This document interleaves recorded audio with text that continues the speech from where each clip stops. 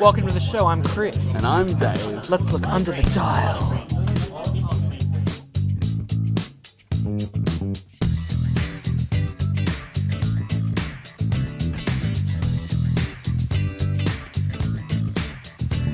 Going sinister this week.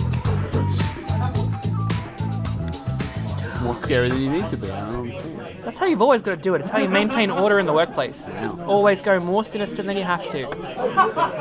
Well, thanks for coming back, and a big shout out to whoever was our 70th subscriber. Yes, we have love 70. you. We feel really good about you 70 folk. I didn't know we were doing a thing. Yeah. You 70 folk all over the place who are following us. Thanks. I am one of those 70 folk though. I think I'm also You're one also, of them. so 68 of you who make us 70. I think my wife was one of them. Okay. Those of you who follow us, Thanks. we appreciate you no matter how much you are. So from the bottom of our hearts, welcome, thank you, welcome to our 70 subscriber episode, which will just be We're happy another to be episode. here. Yeah, standard. We had some games for this Road to Nats thing.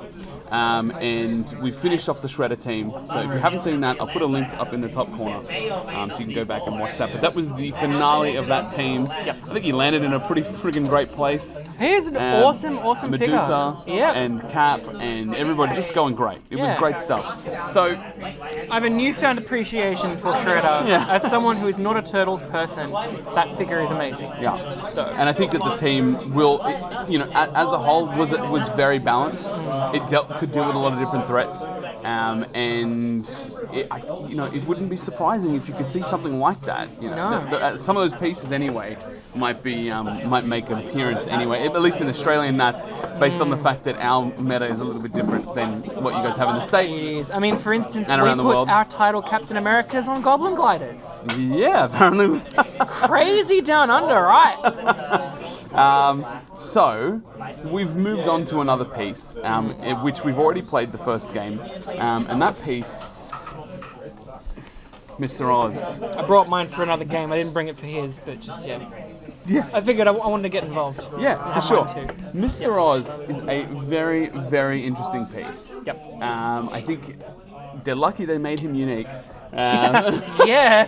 But for 40 points, I mean, look, okay, we spoke about this already, and let's talk about it on the camera now. Yep, let's do it. For 40 points, really what you're getting is TK and prop control. And that TK, it should not be understated, 100%. is an amazing TK that, for my money, puts this figure on par with the X-Men starter set Jean Grey, or the Fast Forces Jean Grey. Absolutely. Which had the do a free one every turn. Because it's a lovely move you 6 squares and then you get to move another 2 however you want, which is golden for any figure. But if you've got like giant reach with the octopus arms, if you need to be positioned for a running shot, it's just such a good TK. But I also think that the understated part about it is against people who have TK on their team.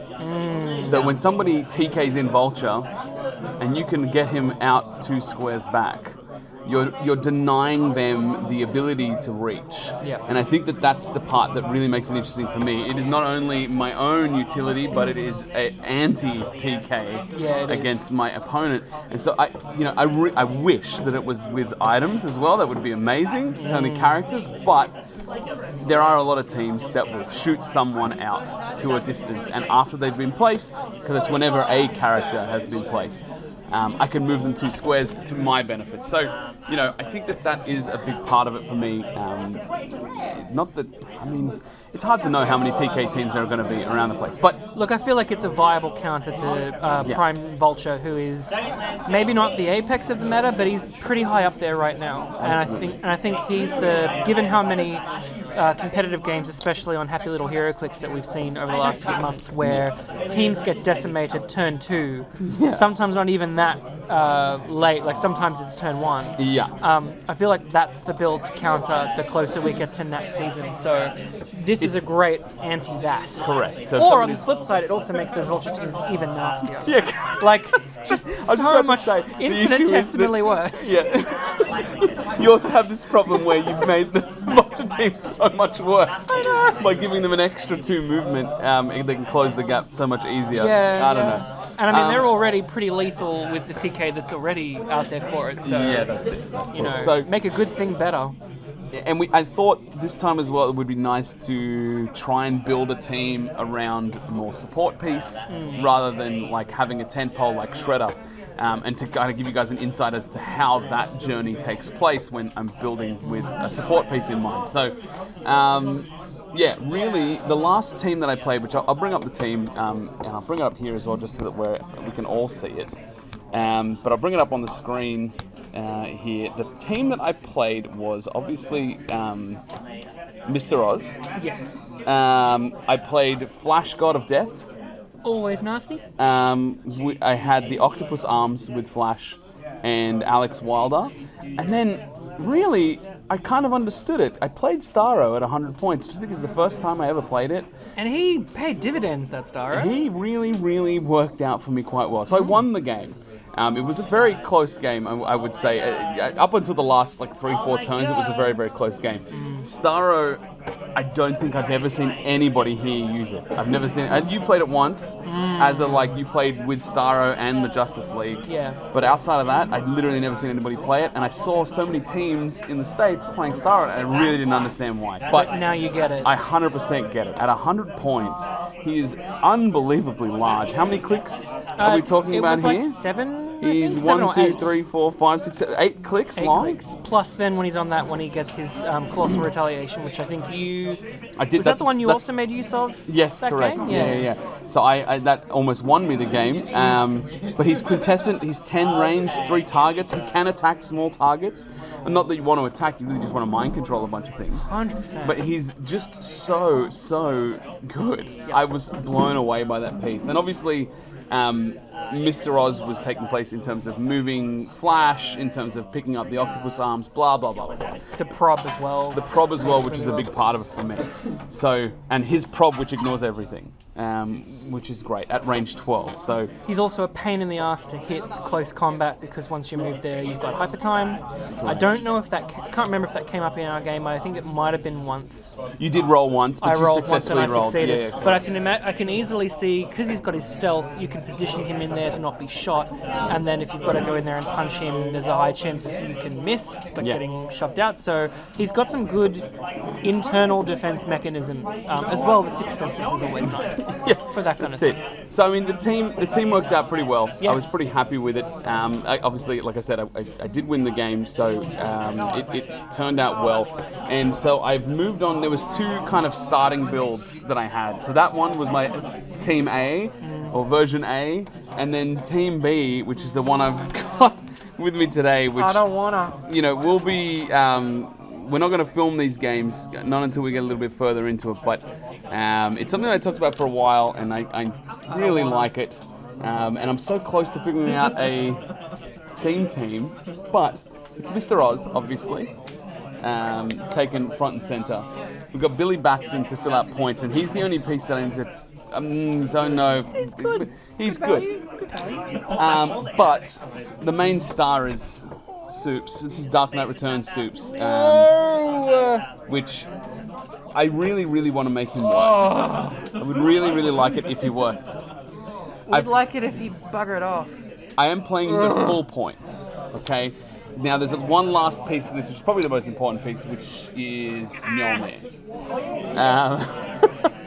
So I'm having PTSD flashbacks to the first time I fought this bloody team. Yeah, so I played this a while ago, but I didn't have Mr. Oz at the time, obviously.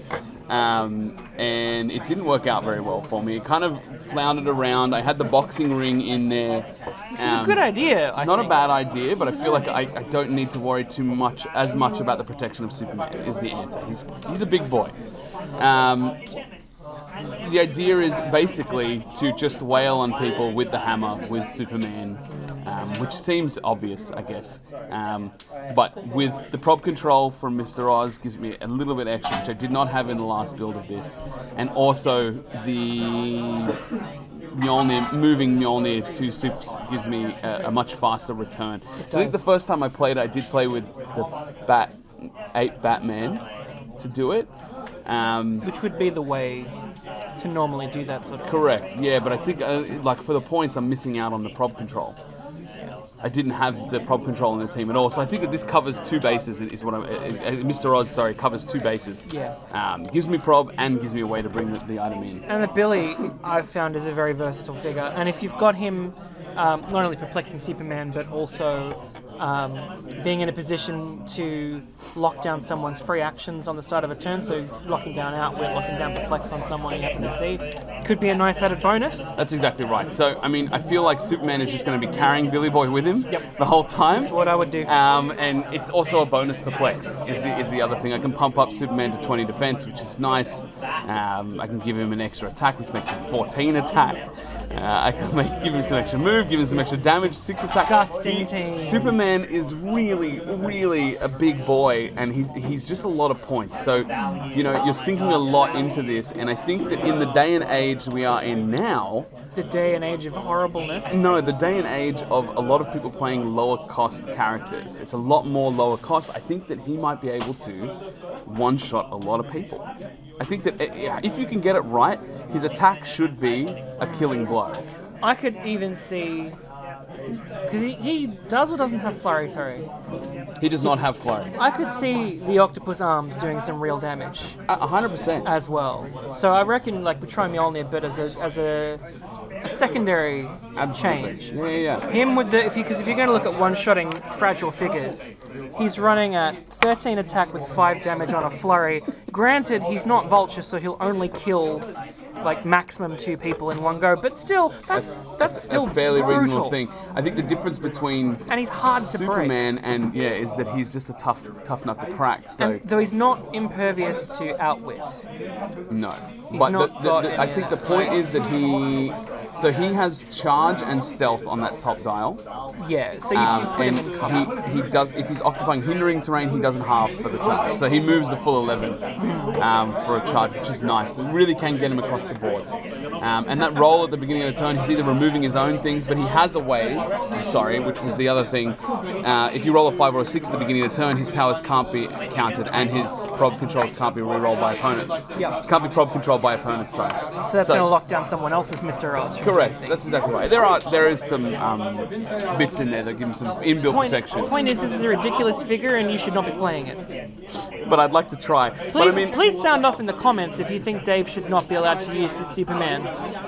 I think that the key here, though, is that Mr. Oz was the key to making this team work. Because I really was missing the utility with just 8 Batman, and Mr. Oz is closing that gap for me. So I'd like to see that. If I could find a way to get this 20 points to be a Kryptonian, I'd have Theme Team, which would be nice too. Because what I actually want to do is win the map roll and use Wakanda. It could be worth just sacking the 20 points, though. Maybe. I don't know. But is 2 enough of a bonus? I don't know. I mean, if I can use Wakanda, right, both of these guys are in a huge benefit. Yeah. They both ignore hindering, and they both have stealth, which is a great bonus. He then has like nowhere to hide that he can't hide, I guess is what I'm getting at. So winning map roll would be nice. I just don't know what I put in the points. I've got to have another look around and see we'll deliberate. If you have any ideas of what Dave should fill his Billy Boy 20 points with, sound off in the comments. Yeah. So that's where I'm at with that team at the moment. Otherwise, Starro was great. That's all I have to say. Starro was pretty fantastic. In terms of the last build. So. Yeah, not so much that I ever want to play against him again, but, very nice figure. Someone who's not a very nice figure, or rather, doesn't work as advertised, who I didn't bring today, but basically, in the game against Dave Starro thing, I played Shazam, and I played him at 100 points. Now, I know everyone loves Shazam because he pops out of Billy if you pay 40 points for him, and that's fantastic, and I love that ability. Playing Shazam at 100 points, do not recommend. He did not pull his weight at all. Maybe that's just because DC sets are a little bit depowered compared to Marvel. Maybe it's because he's not meant to be a meta style figure in that way. He's just meant to be meta because of Billy. I think meta because of Billy, yeah. I think meta because of Billy, but I tried just for an experiment playing him at 100. Very disappointed. Very disappointed. Look, I think, he seemed like a hard piece to maneuver. He doesn't have the right exact right abilities, I think, at the right times. And his bonus defense thing is good, but it seemed like it came at the wrong times. It did.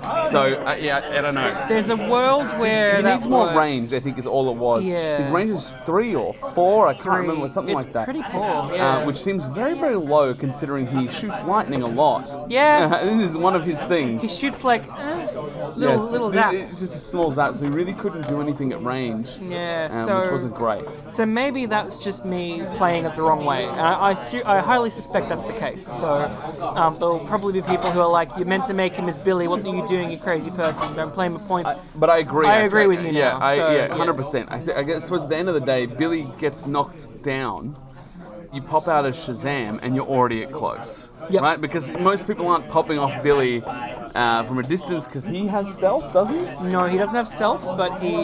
Well, you hide him. You don't him. usually have him front and center. You're going to want to punch him.